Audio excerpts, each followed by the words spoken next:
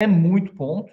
Não vai ser fácil, temos jogos difíceis, mas os 2 últimos jogos também não eram de previsões e programações simples para o São Paulo. O problema é para o jogo contra o Flamengo. A gente já não vai ter o Enzo Dias, que no final das contas é o único lateral confiável que a gente tem, e a gente não vai ter o Alan Franco. Beleza, o Alan Franco sai, tá jogando do lado direito, a gente vai manter Sabino, Arboleda e Ferrarese entra. E tem o Tolói no banco ainda, que voltou. E a gente tem o problema da lateral esquerda, que honestamente, eu se fosse o Crespo, acho que não vale a pena apostar no Patrick, porque senão o Flamengo vai deitar e rolar por ali.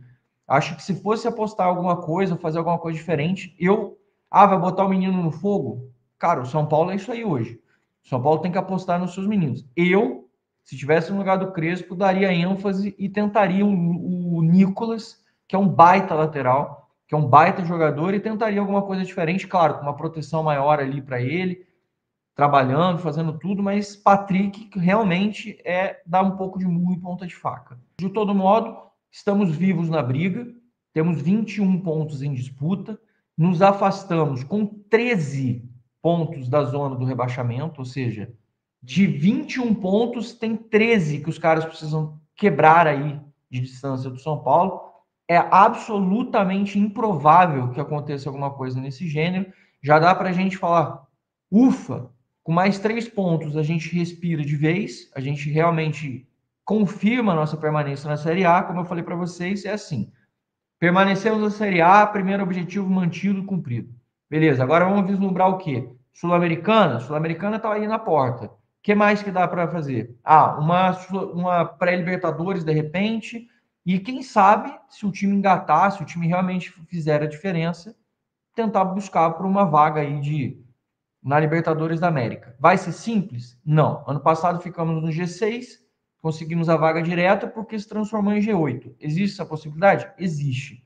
Dá para a gente tentar? Dá. O projeto de São Paulo 2026 é centralizado nesse cara. O cara falou na coletiva. O Tapa tá aí, ó. Crítica, falando um monte de coisa. O Tapa é retrato do que o São Paulo precisa. Um jogador barato, que veio sem mídia, veio na baixa, um cara que briga, luta, cala a boca, é humilde, que foi exatamente a palavra que o Crespo usou, trabalha duro, se mata em campo. É quase o que o Caleri fazia. Não é um craque, não é uma personificação de um jogador que você fala, meu Deus, esse cara aqui vai fazer isso, mas é um cara que vai dar tudo dentro do campo, vai se entregar. O São Paulo não vai competir de igual para igual com os grandes times se não tiver esse espírito, se não tiver como estão usando muito essa palavra agora, aura, né? Como estão usando muito essa coisa da aura. Então, os meus filhos mesmo brincam muito, estão usando isso. Então, o cara tem que ter essa coisa da faca no dente, do sangue nos olhos, que a gente sempre fala. O cara é um craque, você quer um time só de Tapia? Não, mas é um cara importante, 23 anos, lutador, briga, incomoda a defesa adversária, luta muito, não se entrega nunca, tá sempre disputando. É isso. O Luciano tá não sei o quê. Não sei se o Luciano fica ou se não fica. Talvez fique, ele disse que quer cumprir o contrato. Talvez ele está querendo fazer as coisas aqui. Ele quer cumprir o contrato, ele quer ficar. Não sei. Sei que faltam 7 jogos para o São Paulo acabar o campeonato e até o final do campeonato eu não vou ficar criticando, xingando, ofendendo o jogador. Porque isso é uma estupidez. Eu não vou lutar contra o meu próprio time e não vou remar contra o São Paulo. O São Paulo vem numa vitória. O que eu vou fazer? Opa, uma não, 2. Não toma gol 2 jogos. Nossa, que bom. Está recuperando jogadores, está mudando, já botou pessoas para fazer coisas diferentes, está fazendo um planejamento focando no Crespo, ao invés de fazer contratações focadas no que as pessoas acreditavam. Não é mais o que o Muricy quer, o que o Belmonte quer, o que o fulano quer, o que o Casares quer. Não, o Crespo quer autonomia para ficar. Esse é o foco. O técnico é esse. O Crespo está pedindo muito? Não. Ele sabe que não tem orçamento? Sabe. Ele sabe que não tem muito recurso? Sabe. Sabe que precisa da base? Sabe também. E tá aí. Mike, Rodriguinho, quem que deu mais espaço para o Rodriguinho que ele? O próprio Mike subindo. Não teve espaço nenhum com o Zubeldia. Tem jogador de empréstimo que pode voltar. Tem ajuste para fazer no elenco. Luiz Gustavo estava aí, todo mundo falando, esse cara tá morto. Tá? E quando entra, faz bem feito, tá fazendo as coisas direitas. Essa que é a grande questão. Então, o que o Crespo quer é isso, é mudança no DM, mudança na fisiologia, mudança no nutricional, mudança na preparação, mudança na organização interna. ele quer que as coisas funcionem de forma mais fluida, ele quer ter certeza das informações que ele recebe, ele não quer saber contar com o jogador num dia e no outro dia o cara não poder jogar, ele não quer que o cara diga, não, ele tá livre, ele no exame não bateu nada, aí no outro dia o cara fala, puta, eu tô com desgaste aqui, tô sentindo um incômodo, ele não pode ter isso mais, esses são os nossos problemas que a gente já sabe, e isso precisa ter uma... Ah, o Casares está lá, o Márcio Camargo está lá. Ele fala, eu não quero saber disso. Eu não quero saber quem vai tomar a decisão. Eu não quero que impacte mais no meu time. E o Crespo está certo. E a gente, como torcedor, a gente tem que apoiar. Na hora de meter porrada, mete porrada. Na hora de brigar, briga. Na hora de cobrar, cobra. Na hora de reclamar, reclama. Mas na hora de elogiar, elogia, cacete. Esse é o grande ponto. Toda vez que a gente tem aqui, os caras falam, mas Anqueta, você perde muito tempo falando isso. Gente, vocês não estão percebendo que as pessoas pararam. Pausa de 5 segundos para pedir a sua ajuda ao nosso canal com o seu like e se inscrever se ainda não for um inscrito. E coincidentemente, ou não, é esse o questionamento aqui do vídeo, depois que a diretoria de São Paulo acertou parte dos valores que estavam atrasados com os jogadores, falavam em 3 meses e a diretoria acertou 2, foi o que foi noticiado, né? São Paulo voltou a jogar bola. Um São Paulo que, antes disso, nos últimos 8 jogos, tinha 7 derrotas. Agora é um São Paulo que vem de 2 vitórias e contra times bons. O Bahia, que é um time super organizado do Rogério Ceni, que tá brigando lá em cima no Brasileiro. E o Vasco, que vinha extremamente embalado, né? Era um Vasco que vinha de 4 vitórias seguidas, organizado, jogando bola, com jogadores individualmente e coletivamente se destacando. Então eu vou sendo muito sincero, tá? Antes de começar o jogo eu falava, pô, o Vasco é favorito. O Vasco é favorito aqui. Só que não sei o que aconteceu, cara. O São Paulo resolveu voltar a jogar bola. Depois de ser eliminado contra a LDU, depois de praticamente o brasileiro ali ficar numa situação perigosa, o São Paulo agora voltou a jogar bola.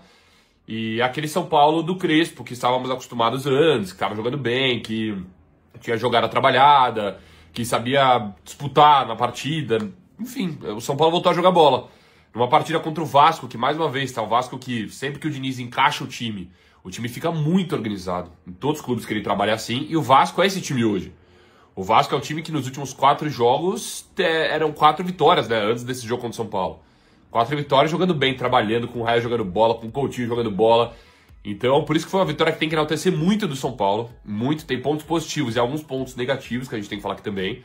Mas vamos começar falando de coisa boa, tá? O São Paulo, na minha opinião, primeiro a estratégia do Crespo foi muito clara, principalmente no primeiro tempo.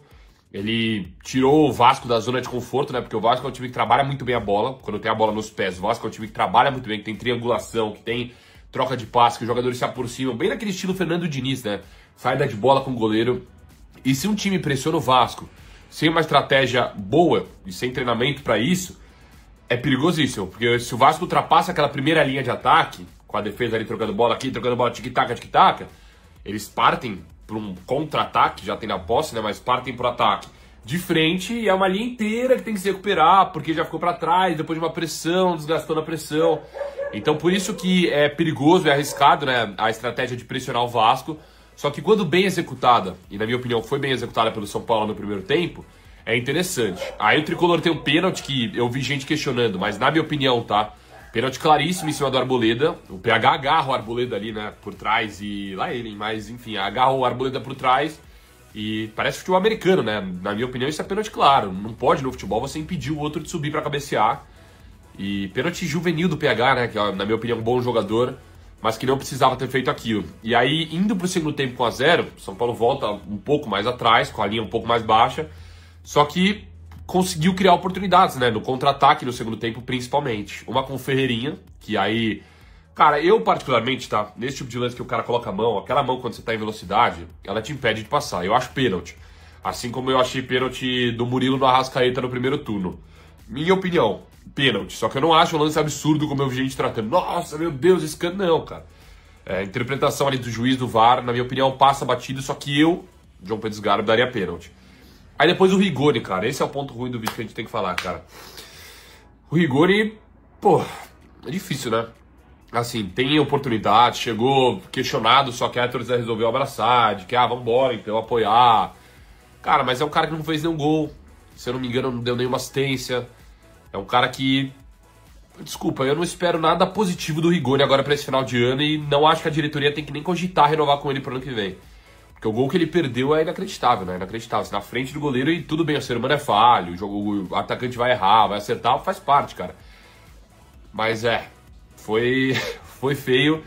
E ele não vem demonstrando em campo que tem que continuar no São Paulo. Essa particularmente é minha opinião. Minha opinião. Peço perdão minha voz, foi aqui, eu fiz carinho no meu cachorro aqui, aí ele solta pelo, aí vou ter que tomar antialérgico, agora tô lascado. Então o Rigoni, na minha opinião, foi o ponto negativo do time de São Paulo. Positivo, eu gostei muito da defesa, tá? Todos da defesa, Arboleda, Sabino, Alan Franco. Gostei, cara. Achei que a defesa de São Paulo... Mailton, na minha opinião, fez um bom jogo. Achei que a defesa jogou bem de São Paulo.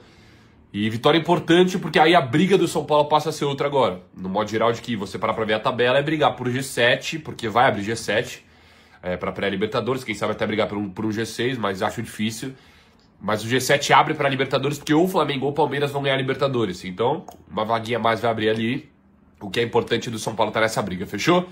Para falar agora sobre o São Paulo descobrir quais são os atletas da base na mira da comissão técnica do time principal. Hernan Crespo já tem, inclusive, trabalhado com 3 atletas num processo de transição vindos de Cotia. São eles Paulinho, centroavante, Luca, ponta e Nicolas, lateral esquerdo. Esses devem ser os primeiros a ganhar mais minutos no time principal. Mas existem outros 8 jogadores em Cotia que já chamaram a atenção do Crespo e da diretoria que fica na Barra Funda. São eles Pedro Ferreira, meio atacante, Gustavo Santana, centroavante, Isaac, zagueiro, Osório também zagueiro, Bezerra, volante, Giorginei, segundo volante, Matheus Ferreira, primeiro volante, além do JP, goleiro. São Paulo vai investir muito nas categorias de base. Ainda que aquela história do fundo, com participação de Marinax e da Galápagos não saia do papel, o futuro do São Paulo, na percepção de Júlio Casares e companhia, passa pelo centro de treinamento de Cotia. Cada vez você vai ouvir mais falar a respeito de atletas formados na base ou comprados para a base, performando no time principal.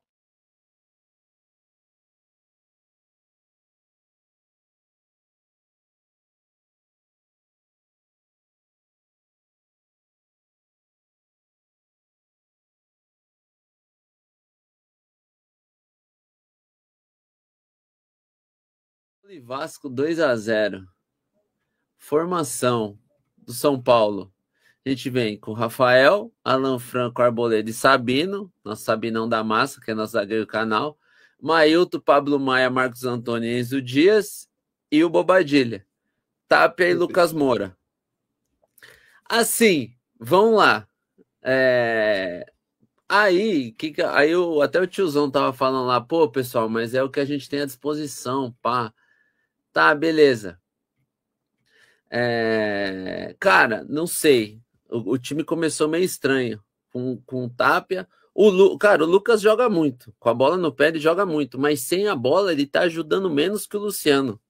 E isso dá um gap ali na hora da frente, na hora do combate, que fica nítido o quanto vulnerável a gente ficava. Total. Os nossos três volantes também, tirando o Pablo Maia, que deu até cãibra agora no final, tanto que ele correu, a gente fica sem pegada no meio campo. Por quê? O segundo atacante não ajuda. Um dos volantes que vira meia, que tá mais pra frente, ele fica vendido, ele tem que sair. O outro, ele fica vendido também, já arrebenta com os nossos 3 zagueiros. Os caras colocam... o Diniz estava explorando bem os pontas lá abertas, e o que acontecia? O Mailton pegava um ponta e automaticamente o outro atacante ficava no Sabino, ou seja, ele transformava o nosso 3-5-2 num 4-4-2, principalmente porque o nosso atacante não pegava, a gente saía completamente de contexto e ficava uma buraqueira, cara. Olha, o nosso ponto forte do primeiro do ano, né, dos últimos anos, que é a parte defensiva, principalmente os 3 zagueiros, a defesa e o meio-campo, a gente tá vulnerável. Eu nunca vi o São Paulo com tanto buraco. Parecia o São Paulo até do Zubeldia. Cara, era os moleques correndo. Primeiro tempo, né? Era o São Paulo correndo de costa pro gol, assim, de frente pro seu goleiro, mano, toda hora. Cara, uma buraqueira, a zaga perdida. Mas aí a zaga ficava perdida porque o meio-campo ficava exposto, meu Deus do céu. Aí a gente acha um gol no primeiro tempo, que eu acho que foi pênalti. Ele claramente abraça ali por trás, né? Lá ele. Mas ele abraça, o menino abraça a Arboleda por trás. Arboleda. Gol, 1-0. Não temos nada a ver com isso. Gol. E aí no segundo tempo também começa estranho. Os nossos atacantes vêm mais para trás ainda. Corre menos. O Lucas, quando tá com a bola no pé, ele até desenrola, mas sem a bola, claramente ele tá se poupando, ele se preserva para quando ele tiver a bola. Só que isso arrebenta, porque nossos dois segundos volantes, que é Marcos Antônio e Pablo Maia, por mais que o Marcos Antônio jogue muito, o Pablo Maia não, o Bobadilha. E o Bobadilha também, eles vão muito bem, cara, fica exposto. Fica completamente exposto e tava correndo errado. Aí, por coincidência ou não, o São Paulo melhora quando entra Luiz Gustavo e Alisson. E Alisson, né? Entrou Luiz Gustavo e Alisson, pronto. Acertou a pegada. O Vasco parou de ter superioridade numérica, porque os meninos marcavam mais em cima, porque é característica deles. O Luiz Gustavo entrou. Mano, Luiz Gustavo, mano, ó, na moral, vocês podem falar o que vocês quiserem. O Luiz Gustavo tá velho? Tá. Teve uma doença séria? Teve. Mas o que esse menino tem um mental bom não tá no mapa, velho. Eu sou fã do... bizarro, né? É bizarro. Já falei para uns amigos em comum que a gente tem que eu sou fã dele. Falo aqui na live abertamente. Sempre fui fã dele, sou fã dele. Porque o que ele joga... Ele tava puxando contra-ataque agora no final e nem precisava porque já tava 2-0. Cara, na moral, o Luiz Gustavo arruma o meio-campo, o Alisson com dinâmica também arruma o meio-campo, o Pablo Maia começa a correr menos. A marcação encaixa, e aí o que acontece quando a marcação encaixa? O contra-ataque começa a aparecer. O Lucas e o Tapia cansaram, entrou o Rigoni e Ferreirinha. O Ferreirinha, eu achei, eu não sei se foi impressão minha, que ele entrou bem. Ele entrar depois é difícil, eu falo isso aqui várias vezes, né? Entrar depois é muito difícil. Mas o Ferreirinha entra bem, cara. Ele, tanto é que ele faz a jogada do segundo gol e tem. Tá, ele dá. E ele quase sofre, ele queria fazer o gol ali no final? Queria, mas ele entra bem, velho. E aí, só que o Rigoni, maluco, aí esse maluco é horrível. Ele é horrível. Não, aí cai naquilo que é assim. Mano, olha as opções que a gente tem, velho. Como é que nós vamos. Aí, olha a diferença da galera que ainda. E nem é zoeira, da galera que ainda fala do Zubeldia e da galera que fala do Crespo. O Crespo ajeitou o time em cima das opções que a gente tem, da característica dos nossos jogadores. O Zubeldia tinha as crenças dele em cima do que ele gostava. Só que aí, mano, como é que eu vou cobrar do meu treinador mais emoção se eu tiro o Tapia, se eu tenho que escolher o Tapia e tiro o Tapia e põe o Rigoni? Ah, mano, aí, velho, aí não dá. Rigoni é ruim, Não dá pra mim. Meu Deus do céu. Tá ligado? Se eu tiver, mano, se tá em campo, tipo, Oscar, Lucas e André, nós ganhava hoje de 5-0. Mole ainda. Tranquilamente. 5-0, com todo respeito ao Vasco, que eu achei que nós ia tomar uma pedrada, tá? Porque os caras nos últimos 7 jogos em casa tem 6 vitórias. Eu achei que a gente ia tomar uma pedrada. Caiu o tabu também lá em São Januário, né? Estavam comentando isso. Mano, se tem alguém que tira leite de pedra desses malucos hoje, é o Crespo, mano. Porque, mano, papo reto. Como é que eu vou cobrar do treinador que as opções dele é Tapia no primeiro tempo e Rigoni no segundo? Mano, desculpa. Se os fera que falava do leite de pedra não der uma moral pra ele agora, eu desisto. Eu desisto. Porque, mano, isso daqui é tirar leite de pedra. É quando você olha para as opções, põe o Tapia. Quando você tem que substituir, você põe o Rigoni. Eu vou falar o quê? Fala pra mim. Como é que eu vou cobrar o treinador, pai? Não dá. Não dá. O Crespo, mano. Não sei se... Quem cornetar o Crespo, mano, não entende nada de bola. Quem não falar os tirador de leite de pedra que vier agora para dar uma moral, não. Vai cornetar o cara, mas eu vou falar o quê? Vou falar, demos sorte hoje? Um pouquinho, tá? Nós demos um pouquinho de sorte, porque tava uma buraqueira ali no primeiro tempo com os nossos volantes, mas, mano, é o que, ó, rapaziada, já falamos isso uma vez, vamos falar de novo. É o que tem pra hoje. É isso. Fizemos 44 pontos, não foi, Tchekão? Estamos com 44. Foi. Então. Não, a gente tá bem. Mano, não caímos mais, agora é planejamento. Os caras falam, não, os caras no Discord tá falando, ó, encostamos no G7, estamos a 3 pontos do Fluminense, que é perigoso, como é que é? Se der umas combinação de resultado, vai abrir G8 e vamos para Libertadores. Rapaziada, esquece Libertadores, irmão.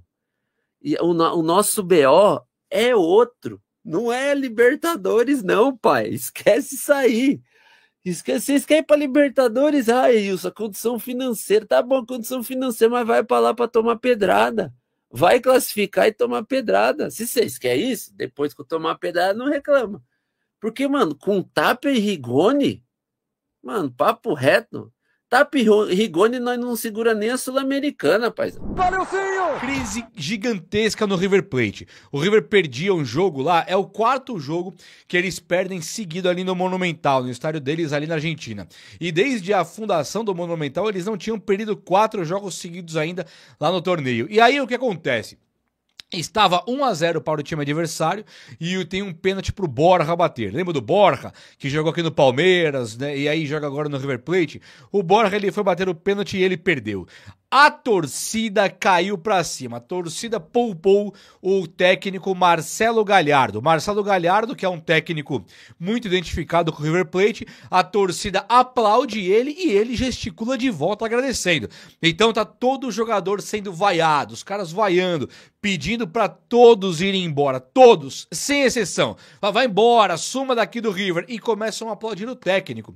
O técnico não se compadeceu dos jogadores coisíssima nenhuma. Ele chegou e agradeceu a torcida que o aplaudia naquele momento. E isso aqui é um divisor de águas, né? Se você parar para analisar o técnico, ele normalmente, ele passa o pano pro elenco. O técnico normalmente, ele chega pro elenco e fala, não, demorou, o elenco tá comigo, estamos fechados e coisa e tal. Aqui, com esse tipo de gesto, esse tipo de atitude, eu interpreto que ele chegou e falou, bom, tô com vocês, torcida, e o elenco que se lasque, não consigo mais tirar nada desses caras. Aí ele, não contente com tudo que estava rolando, teria a entrevista coletiva dele no pós-jogo. Ele chega e cancela a entrevista coletiva, falou, não vai rolar. Não explicou o porquê e não teve entrevista coletiva. Os protestos começam em relação aos jogadores do elenco, né? Da torcida começa a protestar por elenco do River Plate e pede a saída de todos. Um nome como o do Borja, ele começa a ser ali um jogador malquisto diante do torcedor do River Plate. E aí você fala, tá, mas e aí? E o São Paulo? Onde que vem o impacto? Se você parar para lembrar, o São Paulo tem hoje o Enzo Dias, titular do São Paulo, que é um jogador do River Plate. E tem também o Gonzalo Tapia, titular também do São Paulo, que é um jogador do River Plate. O River Plate, por sua vez, ele tem o Galopo, Juliano Galopo, que é um jogador do São Paulo, mas esse já também bateu as metas e o River terá que comprá-lo. Então o River tem que pagar o Galopo. O São Paulo tem que pagar o Enzo Dias. O São Paulo agora quer também ter o jogador Tapia. Só que com essa reformulação que o River Plate tem que fazer e o São Paulo também tem que fazer, vamos analisar direitinho. O São Paulo, ele passa por uma situação que ele não ganhou os torneios aqui do Brasil e muito menos os internacionais como o Libertadores, e o São Paulo está beirando ali a eliminação para a Libertadores no ano que vem. O River vai passar por uma repescagem para ir para a Libertadores. O São Paulo, se não conseguir atingir uma meta incrível de vitórias sequenciais agora, ele fica fora da Libertadores também. Então nem para o São Paulo e nem para o River o ano foi bom. Dito isso, começam as torcidas a pedir reformulação de elenco. As diretorias consideram que a reformulação de elenco é fundamental. E tanto o técnico Marcelo Gallardo como o técnico Hernan Crespo também consideram que a reformulação de elenco seria o ideal. O Crespo elogiando o seu elenco, falando que os jogadores que ele tem qualidade e tal, mas também nas entrelinhas, na mesma hora que ele elogia os jogadores do time de São Paulo, na mesma hora ele vira e fala assim, mas também é o seguinte, eu já extraí o máximo desses caras, como é que eu posso extrair mais? O elenco do São Paulo, ele tem uma característica, eu não posso fugir muito disso e tal. Então o próprio Crespo, quando ele é questionado, como por exemplo, por que você usa 3 zagueiros sempre, mesmo perdendo? E ele fala tranquilamente, não, o elenco tem essa característica, não sou eu. Então o Crespo também estaria descontente com o elenco do São Paulo. E claro, né, ele quer mais jogadores para competir com os times aqui do Brasil. O River Plate quer mais jogadores. Então uma dança das cadeiras, jogadores de River Plate e São Paulo indo para lá e para cá, não seria nada difícil de acreditar, como já vem acontecendo. Nós tivemos aí o Galopo, que é nosso, foi pra lá. Eles tiveram o Enzo Dias e Tapia, que é deles, e veio pra cá. Recentemente, o Corinthians, ele tira do time dele aquele rapaz lá, o jogador meia, o Matias Rojas, que ele era do Corinthians, ele era do Racing, Corinthians compra, ele vai pro River Plate. Então, essa ponte aérea, Brasil, aqui São Paulo, Argentina, São Paulo, Buenos Aires, aqui bem times como River e Boca mesmo, e São Paulo por aqui, Racing, está acontecendo de jogadores trocarem de clube. O Matias Rojas, inclusive, ele é um jogador que ele foi muito sondado no São Paulo Futebol Clube, principalmente quando o tricolor ele começa com esses bater rolo com o River Plate aí nesses jogadores que eu já falei. E o Rojas, hoje, ele aparece no Portland Timbers. É um cara que foi embora lá pro futebol do Portland e ele não fica ali no River Plate, mas também não veio pro time do São Paulo. Ele opta por ir embora e ele foi para um futebol que talvez seja um polo muito menor hoje, de cobrança, de exigência física, exigência tática, né? Não precisa fazer gols e dar assistências no Portland, no River Plate, no Corinthians, no São Paulo, no Racing, a cobrança é enorme. Ali o bicho pega mesmo. Um cara igual o Borja, eu não consigo enxergar como é que ele teria mercado, né, pra vir aqui pro futebol brasileiro hoje. Ele é banco do River Plate, às vezes joga, mas ele é banco mesmo, tem um tal de Salas lá que é melhor que o Borja, e o Borja quando entra ainda acaba desperdiçando um pênalti. Recentemente o jogador, aquele lá, aquele que é o doidinho lá, que perdeu o pênalti pelo Boca também, como é que ele chama lá? Esse cara bateu na trave aqui pra vir pro São Paulo também, já vou lembrar o nome dele. Ele bateu na trave pra vir pro São Paulo, acabou não vindo e hoje está sem clube. Ele é um jogador que ele surge hoje sem clube. Ruim não lembrar o nome do cara, né? É o... Ah, meu Deus do céu, tem que pesquisar durante o vídeo aqui. É aquele cara de louquinho lá, como é que ele chama? Jogador do Boca Juniors também, que recentemente isolou um pênalti contra o Corinthians. Ah, meu Deus do céu. Vamos lá, vou pesquisar aqui, vai. O jogador é o Benedetto, lembra do Benedetto? Ele também ficou sem clube, Borja agora tá descanteado. Esses caras eu acredito que não cabem, né? Pro São Paulo pegar e olhar e falar, opa, aqui tem um reforço. Mas um cara que é legal, interessante, que tá se firmando no São Paulo é o próprio Tapia. O Tapia é um jogador hoje que o São Paulo ele tem meio que a obrigação de comprar do River. O Tapia é um ponta direita que acaba virando centroavante com o Crespo e é um jogador que ele tem uma característica muito única, né? Ele tem uma característica hoje de pegar a bola e pedir para apostar corrida com o zagueiro. Então você pega ali os meias do São Paulo, Marcos Antônio, Lucas Moura, é comum você ver lançamentos para o Tapia apostar corrida.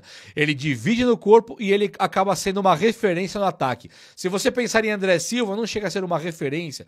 Rian Francisco, um centroavante de fazer gols, também não é uma referência. Aquele cara que bate a bola segura ali para o time sair do abafa do adversário. O Caleri né? Não é igual o Luiz Fabiano, o Aloysio Chulapa, não é aquele nível, mas é um jogador que consegue não ser uma parede, a bola bate nele e para, ele consegue parar umas bolas sendo um jogador de pivô, um jogador de referência. Hoje, se você pensar, por exemplo, no Tapia, ele é uma referência, mas para você não bater a bola nele e sim lançar para ele apostar corrida. Qual que é o impacto do River Plate entrar nessa crise absurda que entrou? É que o Tapia, que estava facílimo para o São Paulo trazer, né? O São Paulo tem o lance de poder comprá-lo e tal, mas não tem aquela questão de bater meta de jogos. Então o Tapia, se amanhã ou depois, ele tem um passe fixado, mas se amanhã ou depois o River Plate quiser levá-lo embora, o River pode tentar endurecer para o São Paulo ali para pegar o Tapia de volta. É claro que um time que tem o Salas, tem o Borja, tinha Matias Rojas, você fala, bom, ataque lá tem, né? É um time que está bem qualificadinho ali no ataque, não vai precisar mesmo de um cara igual o Tapia. Aí eles começam a ver o time deles definhar, o time deles derrubado, para baixo, jogado pro lixo, enquanto o Tapia aqui no Brasil ele passa a ser uma grande esperança, pro torcedor São Paulino pro ano que vem, porque é isso que o Tapia tá virando. Se nós pararmos para analisar direitinho, o que o Tapia está virando é uma grande referência no ataque pro ano que vem. O Tapia tem 21 anos, é chileno que estava na Argentina e veio pro futebol brasileiro. O que isso quer dizer nas entrelinhas do futebol, no linguajar do futebol? O cara precisa de adaptação. Então, quando o Tapia sai do Chile e vai pra Argentina, ele não se adapta direito. Ele não consegue mostrar pro torcedor do River o futebol que ele tem. Quando ele sai do River e vem pro São Paulo, ele chega aqui vaiado, não vaiado, mas criticado.